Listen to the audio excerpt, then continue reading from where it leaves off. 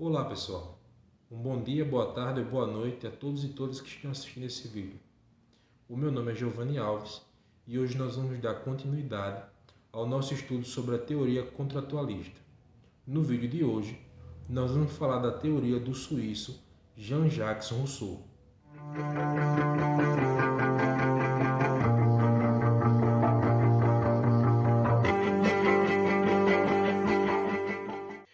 Então pessoal, hoje nós vamos falar sobre o nosso último autor contratualista, que é o Jean-Jacques Rousseau. O Rousseau ele foi um suíço que viveu aí entre os anos de 1712 a 1778. Ele, além de filósofo, teórico político, foi também um escritor e compositor. O seu pensamento ele foi de grande influência para a Revolução Francesa, e entre as suas principais obras estão o Discurso sobre a Desigualdade entre os Homens e o Contrato Social. Bom, vocês lembram que lá no primeiro vídeo eu falei que as teorias dos autores, apesar de estarem dentro de uma mesma corrente de pensamento, elas vão variar. E a teoria do Rousseau ela é a mais diferente, vamos dizer assim, entre as três teorias que nós vimos, que nós estamos vendo aqui nessa série de vídeos. Então, antes de a gente começar a falar propriamente da teoria do Rousseau, eu queria falar sobre alguns elementos que tornam essa teoria tão diferente das outras. A primeira coisa que se tem que ter em mente é que a teoria do Rousseau ela vai estar dividida em 4 momentos. Então, se vocês lembram lá quando a gente estava vendo o Hobbes e o Locke, a gente tinha 3 momentos principais, que era o estado de natureza, o contrato social e o estado de sociedade. Em Rousseau nós vamos ter 4 momentos. Nós vamos ter o estado de natureza, nós vamos ter um momento que é a assinatura do contrato, nós vamos ter o estado de sociedade e no final nós vamos ter o contrato social. Então, nesse sentido, o Rousseau ele não propõe um estado de sociedade, mas ele analisa um estado de sociedade já existente. Esse é o segundo elemento que a gente tem que ter em mente. O foco que o Rousseau dá à sua teoria, ele é muito mais social. Então, ele não vai se prender tanto ao ordenamento jurídico do Estado. Então, ele não vai conceber esse ordenamento jurídico tão detalhado como fez o Hobbes e como fez o Locke. E, por fim, o contrato social, se vocês lembrarem nos outros autores, é um momento entre o estado de natureza e o estado de sociedade. No caso do Rousseau, o contrato social ele vai vir depois do estado de sociedade, porque o Rousseau ele não propõe o estado de sociedade, mas ele analisa esse estado de sociedade e depois ele propõe o contrato social. O estado de natureza. Então, o estado de natureza em Rousseau ele não vai ser uma situação hipotética. Ou seja, vocês lembram, como a gente vem discutindo, que o estado de natureza ele pode ser hipotético e ele pode ser real. No caso de Hobbes, ele era hipotético, no caso de Locke, ele é real e no caso de Rousseau, ele também vai ser real. O estado de natureza de Rousseau ele também está dividido em 2 momentos. Então, não é um estado de natureza único, ele vai se dividir em 2 partes. O estado de natureza ele vai ser positivo e vai ser negativo. Ele vai ter um primeiro momento positivo e depois ele vai ter um segundo momento negativo. E o indivíduo, nesse estado de natureza, ele é bom, é um indivíduo bom por natureza, mas ele vai acabar se corrompendo. E aqui eu queria que vocês prestassem atenção em uma questão. Não se pode dizer que Rousseau ele tem 2 percepções de indivíduo. Isso é uma falha que se costuma cometer e que é muito fácil de ser cometida. Para Rousseau, o indivíduo é bom por natureza e ele vai continuar sendo bom por natureza. O que muda é que ele vai estar corrompido. Mas isso não quer dizer que o indivíduo vai ser mau. Ele vai continuar sendo bom por natureza, mas ele vai estar corrompido. Dito isso, então, vamos falar do primeiro momento aí do estado de natureza, Então, nesse primeiro momento, os indivíduos eles vivem em grupos familiares e eles vivem afastados um dos outros, ou seja, os grupos familiares eles estão distanciados um dos outros, eles não têm contato entre eles. Vivendo dessa maneira, os indivíduos dentro de seus grupos familiares eles não vão competir, porque eles retiram da natureza tudo aquilo que eles necessitam para sua sobrevivência e para a sobrevivência do grupo, sem que haja competição entre eles. Assim, a natureza fornece a esses grupos tudo o que eles necessitam. Então, se o indivíduo ele tem uma necessidade, ele vai até a natureza e ele tira da natureza aquilo que ele necessita. E um outro ponto importante é que esses indivíduos eles não vão retirar nada além disso. Então, eles só vão retirar algo da natureza quando eles precisam de algo. Nesse primeiro momento, nesse primeiro estado de natureza, vamos dizer assim, o estado de natureza do bom selvagem, o indivíduo ele é bom por natureza, né? Isso aí a gente já viu que não vai mudar. O que vai acontecer é que o indivíduo vai se corromper, mas até então ele não está corrompido, ele é bom por natureza. Eles não são sociáveis, e se a gente voltar lá sobre a questão da sociabilidade, a gente vai lembrar que ser sociável é estar em contato com outros indivíduos além da própria família. Então esses indivíduos eles só têm contato com pessoas do seu grupo familiar. Esse indivíduo ele não vai estar ligado a preocupações e nem a paixões, ele simplesmente vai viver ali em harmonia com seu grupo familiar e retirando o que necessita da natureza. Esses indivíduos eles não vivem sem sociabilidade porque eles decidiram se isolar. Eles vivem sem sociabilidade porque eles sequer têm a noção de que existem outros indivíduos vivendo como eles vivem. Então ele não tem noção da existência do outro e logo ele não vai ter noção de sua própria posição no mundo, vamos dizer assim. Então, para eles, ele está vivendo ali e aquele território onde eles vivem é o mundo deles.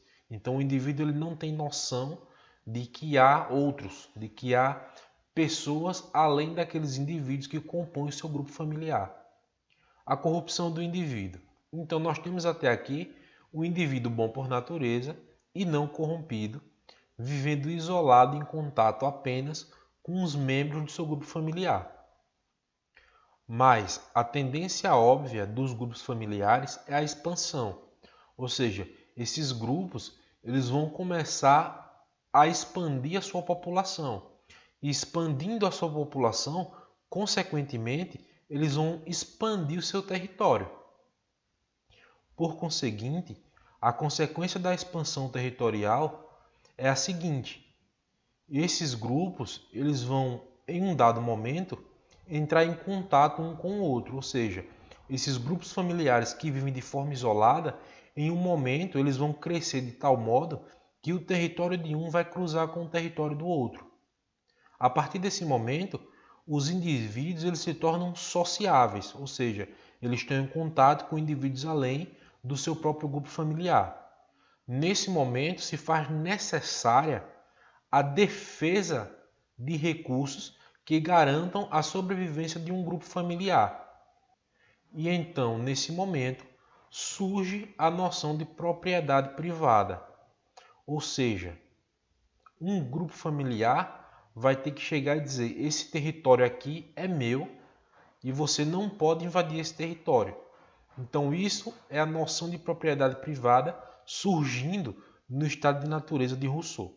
Então, depois desse momento de corrupção, depois que o indivíduo está corrompido, a gente entra no segundo momento do estado de natureza. E a partir desse segundo momento, nós estamos em uma situação de conflito. Desse modo, os indivíduos eles vão passar a competir por aquilo que ele não competia. Então, ele vai competir com os estranhos, com aqueles indivíduos fora do seu grupo familiar. A partir desse momento, os indivíduos também vão buscar na natureza aquilo que eles ainda não necessitam. Então, a lógica aqui é mais ou menos a seguinte: eu tinha meu grupo familiar, eu tinha a natureza, eu ia lá e buscava aquilo que eu precisava quando eu precisava. Agora eu já tenho a noção de que existe outro grupo e aquele outro grupo também quer aquilo que eu preciso. Então eu vou lá e pego antes que ele pegue. Então os indivíduos eles vão à natureza buscar aquilo que eles necessitam antes deles necessitarem. Os indivíduos eles também vão agir de maneira a defender as suas posses e os recursos que eles julgarem necessários. Então é como eu disse, a partir de agora os indivíduos eles vão defender o seu terreno, eles vão defender seu alimento, então eles vão ver o outro como uma ameaça à sobrevivência do seu grupo familiar. E é isso que vai gerar o conflito no estado de natureza de Rousseau. Diante dessa situação, desse segundo momento conflituoso no estado de natureza, os indivíduos eles assinam o contrato e eles criam o estado, passando aí para o estado de sociedade. Então, esse momento aqui seria o momento onde Hobbes e Locke, por exemplo, eles apresentariam sua proposta de estado e passariam para o estado de sociedade. No caso de Rousseau, não. Aqui ele só está observando que os indivíduos eles tomaram essa atitude e eles passaram para um estado de sociedade. Eles criaram um estado e passaram para o estado de sociedade. Contudo, esse estado de sociedade ele continua sendo negativo na percepção de Rousseau. E por quê? Porque o estado que foi criado, ele foi criado para defender a propriedade privada. E como para o autor, a propriedade privada é um ponto central do conflito, se o Estado ele tem por função proteger essa propriedade privada, ele vai se tornar um perpetuador dos conflitos. Então Rousseau vai dizer que essa defesa da propriedade privada por parte do Estado vai gerar desigualdade, ou seja, o estado de sociedade ele vai ser um estado onde existem desigualdades. Rousseau vai dizer ainda que vai ocorrer uma supressão da igualdade e da liberdade, que vão passar a existir somente na lei. Mas quando se olha para a realidade, não existe nem a liberdade e nem a igualdade que está sendo aí garantida, entre aspas, por esse Estado. Então, qual o sentido dessa igualdade suprimida? Então, Rousseau ele vai dizer, aquele que possui mais, ele vai ter mais oportunidade e ele vai ter mais recurso. Então o Estado ele vai dizer que o indivíduo é igual perante a lei. E a gente pode até pegar um exemplo do nosso cotidiano atual. Né? Então vamos lá, o cara comete um delito e é estabelecido para ele uma fiança. Então, um pode pagar a fiança e ser libertado e o outro ele vai ser preso. Então Rousseau vai dizer que eles não são iguais. Porque aquele que tem mais posse, ele vai ter mais recurso para garantir, nesse caso, a sua liberdade. Então é nesse sentido que a igualdade ela vai ser suprimida pela desigualdade gerada pela propriedade privada, pela garantia dessa propriedade privada. E politicamente, quais são as consequências disso?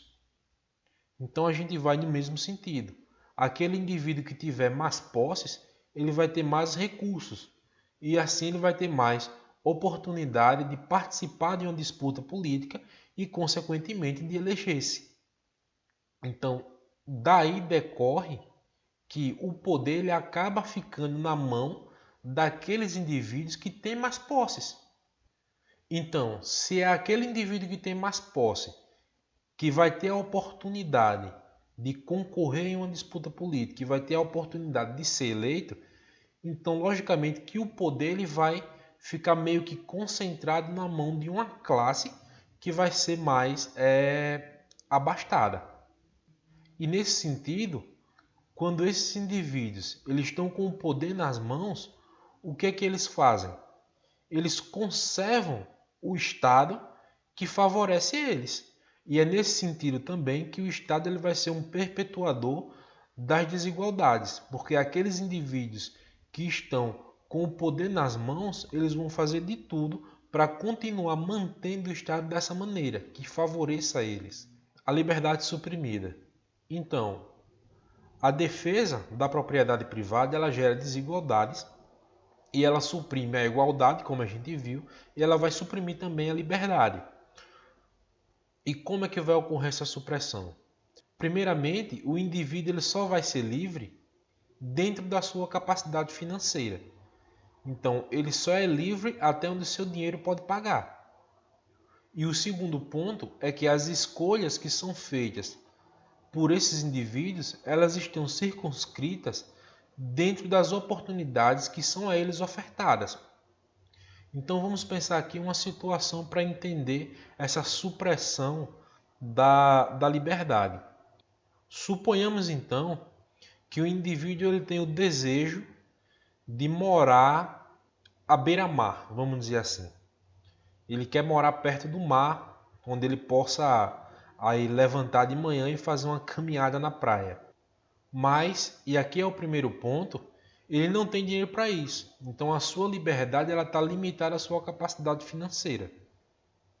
Então, como esse indivíduo ele não vai ter essa liberdade porque a sua capacidade financeira o limita, ele vai escolher uma casa em um outro local. Então, dentro do valor que ele possui, ele vai escolher uma casa que está sendo ofertada por alguém que tem mais posses e que está vendendo essa casa. Então, esse é o segundo ponto. A escolha que ele faz é limitada por aquele que tem mais posse. E dessa forma, ele não é livre para escolher o que ele quer.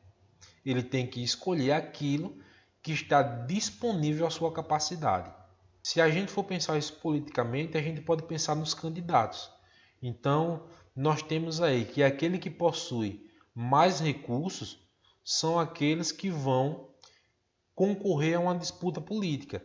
Então, aquele que não possui recurso, ele só pode escolher um desses indivíduos que estão disponíveis a serem escolhidos.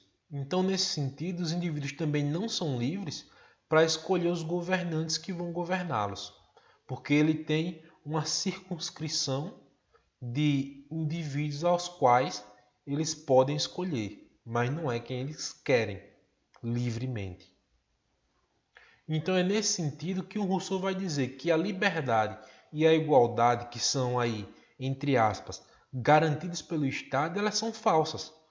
Porque quando você olha na lei, quando você olha na prescrição, o Estado diz que está garantindo sua liberdade e sua igualdade. Mas quando você observa a realidade, quando você observa a realidade desse Estado, você percebe que os indivíduos nem são iguais e nem são livres. Mas então o que é que o Rousseau vai entender por igualdade e por liberdade? Então é isso que a gente vai ver agora, a concepção do Rousseau acerca da igualdade e da liberdade. Para a gente falar de igualdade em Rousseau, a gente tem que entender primeiro a sua concepção sobre a desigualdade. Então, o Rousseau ele vai definir dois tipos básicos de desigualdade, que é a desigualdade natural e a desigualdade convencional. A desigualdade natural ela vai consistir em elementos como o tipo físico, a agilidade, a força, a capacidade mental, o vigor e coisas desse tipo. Ou seja, elementos que são naturais aos indivíduos. Essas desigualdades elas são inevitáveis, de modo que não há como preveni-las. No entanto, elas não são perniciosas, elas não vão trazer consequências negativas para os indivíduos. Já a desigualdade convencional ela vai ser constituída de elementos como riqueza, poder, virtude, autoridade e outras coisas dessa natureza. Esse tipo de desigualdade ele é produzido, ou seja, a desigualdade convencional é uma desigualdade produzida e nesse sentido ela é perniciosa, ela traz consequências negativas para os indivíduos. Então agora que nós entendemos os dois tipos de desigualdades existentes, vamos falar da igualdade para Rousseau. Então quando Rousseau fala de igualdade, ele está se referindo ao segundo tipo de desigualdade. Ou seja, a igualdade, na concepção do Rousseau, é um equilíbrio na desigualdade convencional. Então, os indivíduos eles têm de ser iguais, de modo que o indivíduo não seja tão rico, tão abastado, a ponto de poder comprar um outro indivíduo. E por conseguinte, o outro indivíduo ele não pode ser tão pobre ao ponto de ter de se vender. Então, o que o autor vai entender agora por liberdade?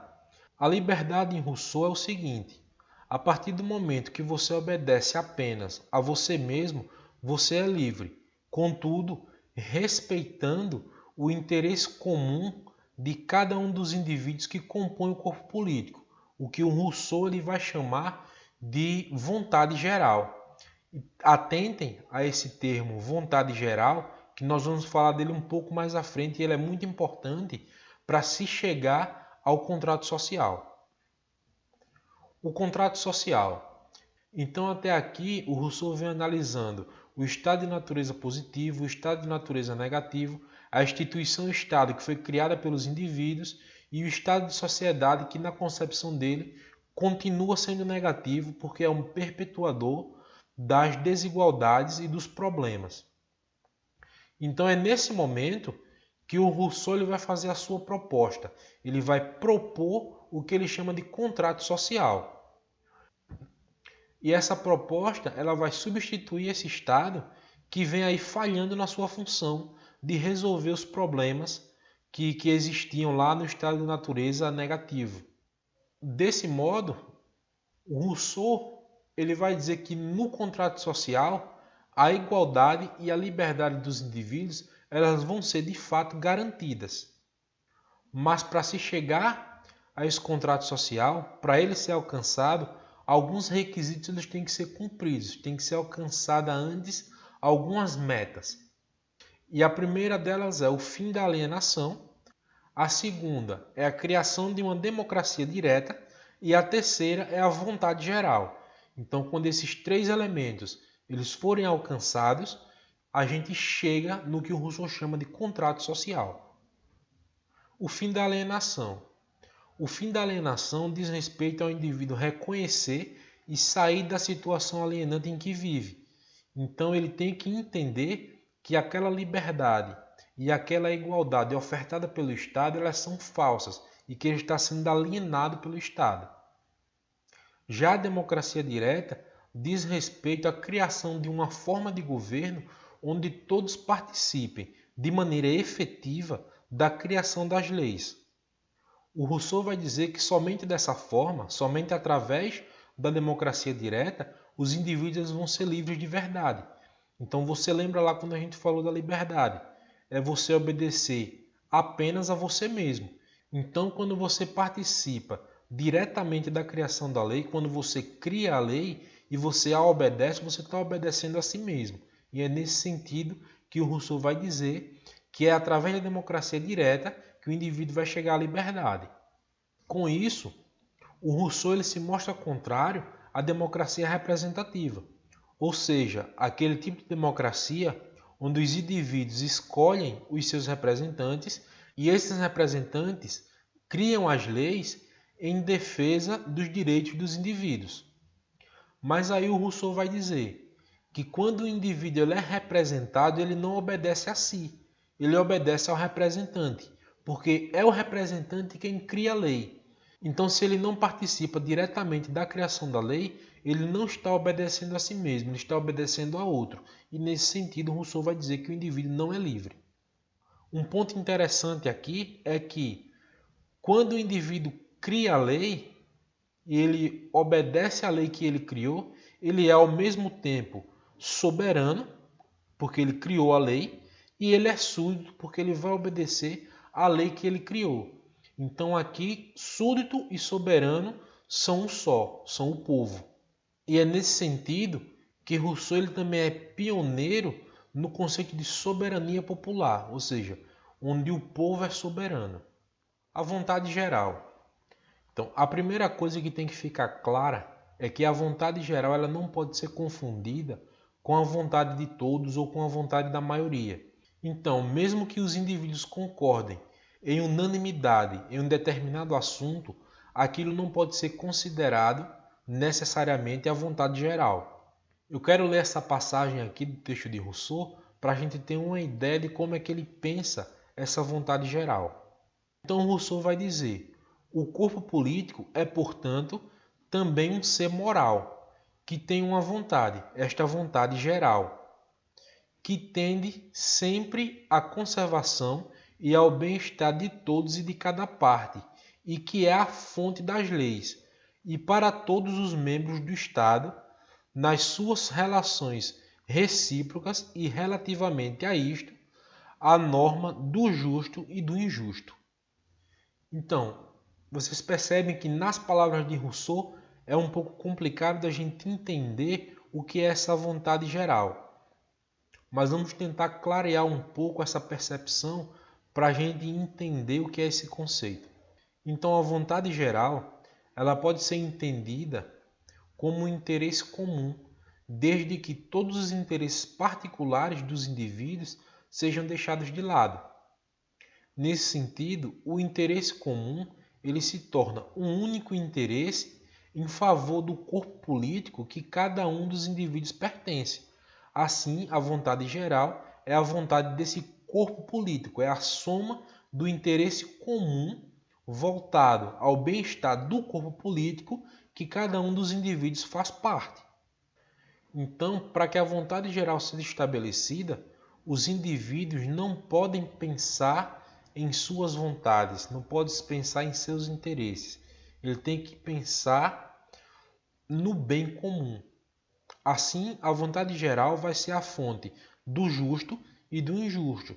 Logo, as leis que são criadas têm que ser baseadas nessa vontade geral para se tornarem legítimas.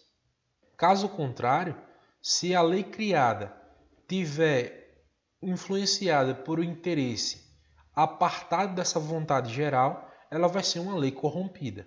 Então nós vimos os 3 elementos que têm de ser alcançados para se chegar ao contrato social, que são o fim da alienação, a democracia direta e a vontade geral. Mas Rousseau ele vai dizer: o indivíduo está corrompido. O indivíduo ele não vai abdicar do que ele tem e seguir esses preceitos, seguir esses elementos para se chegar ao contrato social. Então o Rousseau ele vai dizer que é necessário um legislador. E legislador aqui não significa um criador de lei.